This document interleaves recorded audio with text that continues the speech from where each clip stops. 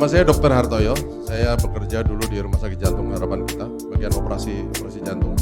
Dan sekarang saya bekerja di Rumah Sakit Mitra Keluarga Bekasi sebagai dokter anestesi. Proargi adalah arginin. Dalam siklusnya arginin kemudian dipecah menjadi citrulline dan di situ memproduksi NO, nitric oxide. Nitric oxide ini sangat populer sekali sekarang di dunia critical care. Ya, sedang banyak dibicarakan dan itu sangat populer. Efeknya banyak sekali. Dulu pertama kali 25 tahun yang lalu saya sudah menggunakan nitric oxide. Tapi nitric oxide-nya itu diberikan dengan alat ventilator atau mesin napas. Digunakan pada bayi yang aspirasi mekonium, yang tersedak kotoran bayi yang keluar ke dalam ketuban yang hijau itu biasanya paru-paru tidak bisa berfungsi. Digunakan nitric oxide. Kemudian digunakan untuk yang namanya PPHN, persistent pulmonal hypertension, yang tidak bisa diobati dengan mesin napas yang biasa karena terjadi hipertensi paru. Obatnya adalah nitric oxide. Tetapi pengobatan dengan cara ini harus dimonitor dan dipantau kadar nitric oxide di dalam tubuh itu secara ketat. Dan seringkali kalau kelewatan, nitric oxide itu bisa membuat orang jadi yang disebut methemoglobinemia. HB-nya nggak bisa ngangkat darah, nggak bisa ngisi oksigen karena terjadi methemoglobinemia. Nah, kalau yang endogen, tubuh itu mempunyai satu autoregulasi.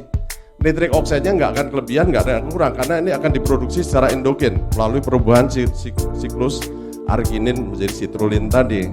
Dan efeknya bahwa ini akan membuat otot polos pembuluh darah itu menjadi rileks, sehingga kalau yang ada plak segala macam itu menjadi rileks, menjadi lebih longgar. Sebenarnya nitric oxide itu diproduksi oleh endotel pembuluh darah, lapisan dalam dari pembuluh darah. Nah, ketika orang itu mengalami sklerosis, ada plak di dalam pembuluh darah, maka produksi ini sangat terganggu.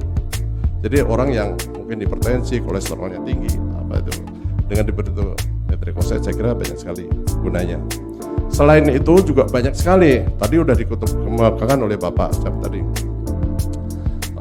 nitric oxide untuk jantung koroner misalnya. Kalau orang jantung koroner kalau lagi serangan jantung, angina pectoris, itu minum pil yang taruh di bawah lidah, nitrogliserin atau isosorbit dinitrat. Nitrogliserin itu tujuan akhirnya nanti adalah diubah menjadi nitric oxide, jadi NO juga. Jadi kenapa enggak kita sebelum kena serangan jantung kita perbaiki dulu nitric oxide di dalam darah dulu. Orang yang misalnya gangguan disfungsi ereksi atau orang impoten. Kalau penis itu sebenarnya ada dua macam ya. Kita ngomong penis ada dua macam. Yang pertama adalah tipe muskuler. Yang tipe muskuler itu penis itu besar, tapi kalau dia ereksi bertambah besarnya tidak terlalu banyak. Yang kedua adalah tipe vaskuler.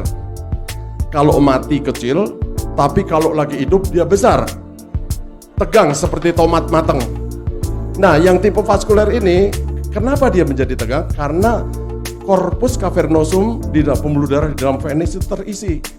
Nah, kalau pembuluh darahnya melebar atau vasodilatasi oleh karena nitric oxide, maka terisinya lebih mudah dan baik. Makanya dia bisa memperbaiki disfungsi ereksi.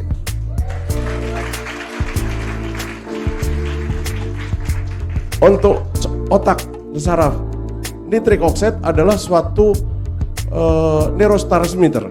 Dia adalah suatu pembawa sinyal pesan antara sel saraf yang satu dengan sel saraf yang lain, sehingga memudahkan hantaran saraf itu menjadi lebih baik. Masih banyak lagi saya kira fungsi-fungsi nitric oxide dalam metabolisme tubuh kita.